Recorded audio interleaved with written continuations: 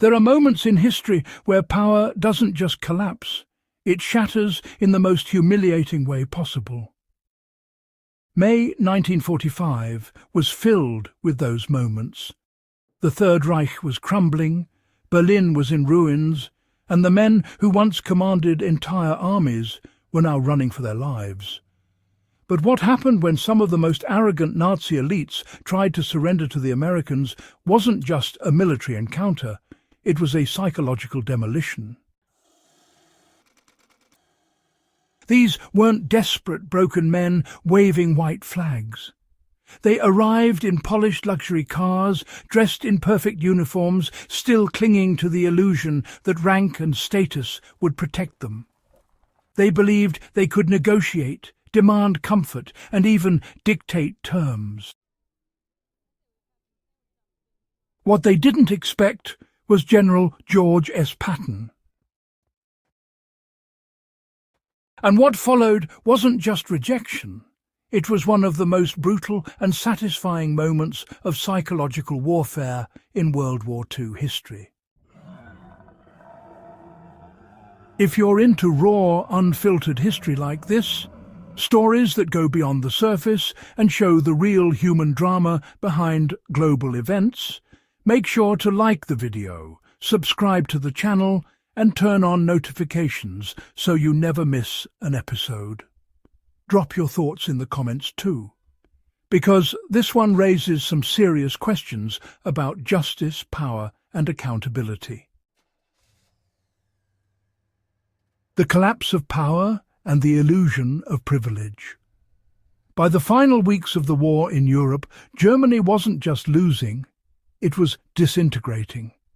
Entire divisions were collapsing, cities were falling one after another, and the Soviet advance from the east was unstoppable. But while ordinary soldiers were trapped in chaos, many high-ranking officers made a very different decision. They fled, not quietly, not desperately, but with style. Convoys of staff cars, packed with valuables, fine uniforms and personal servants, sped westward. These men weren't just trying to surrender, they were trying to choose their captors. They knew exactly what awaited them if they fell into Soviet hands. The Eastern Front had been a war of annihilation, and, well, the Red Army was coming with vengeance. For SS commanders and senior officers, capture often meant execution or brutal imprisonment. So they gambled everything on the Americans. But their plan rested on a dangerous assumption that Western armies still played by old-world rules of honor, class, and military etiquette. A fatal miscalculation. When these German officers arrived at American checkpoints, they didn't behave like defeated men. They issued demands. They expected respect for their rank. They asked for private quarters. They insisted on keeping their servants. Some even tried to suggest cooperation against the Soviets, as if alliances could simply be rearranged at the last minute. To exhausted American soldiers who had fought through relentless battles and witnessed the consequences of Nazi ideology firsthand, this behavior wasn't just arrogant, it was outrageous. And when word reached Patton, the response was immediate. Patton understood something critical. These men weren't afraid of death in the traditional sense. What they truly feared was humiliation, loss of identity, and the collapse of the superiority they had built their entire lives around. So he didn't respond with violence. He responded with precision. When he confronted the captured officers, he didn't acknowledge their rank. He didn't return their salutes. He stripped them, literally and symbolically, of everything they believed made them untouchable. Their medals were torn off, their insignia removed, their vehicles confiscated, their servants separated from them.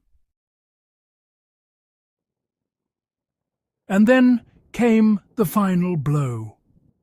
They were ordered into the same muddy prison enclosures as ordinary German soldiers, the very men they had abandoned.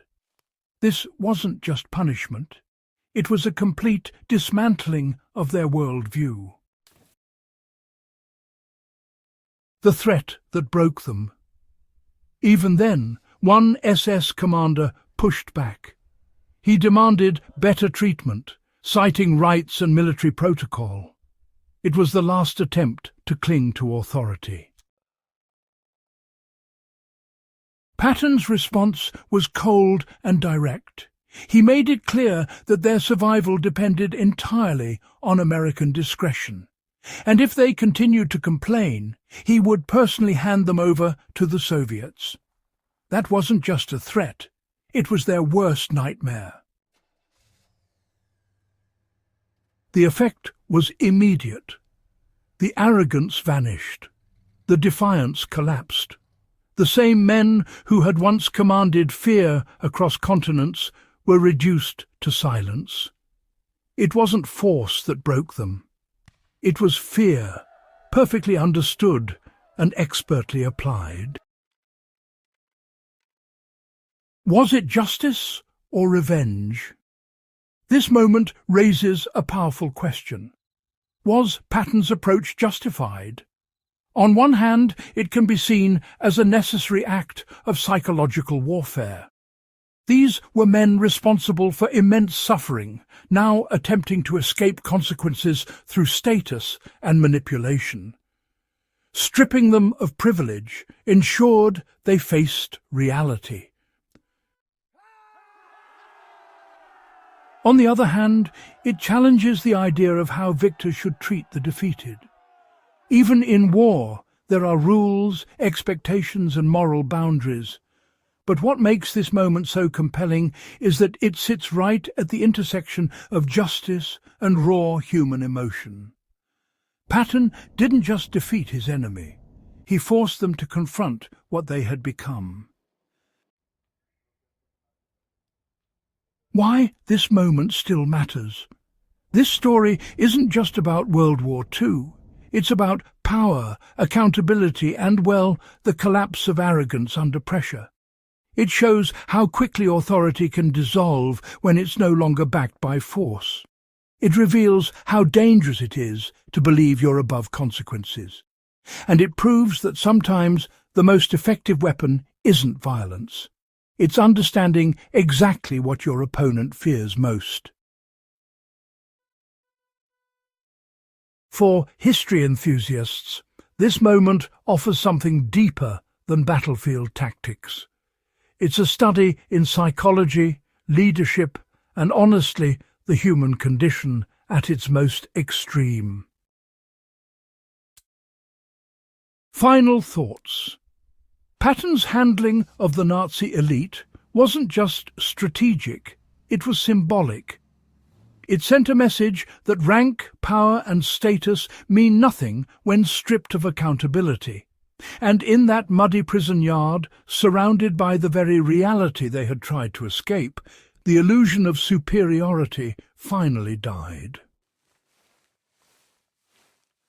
If you found this breakdown insightful and want more deep dives into moments like this, make sure to subscribe, share this video with fellow history fans, and drop your perspective in the comments.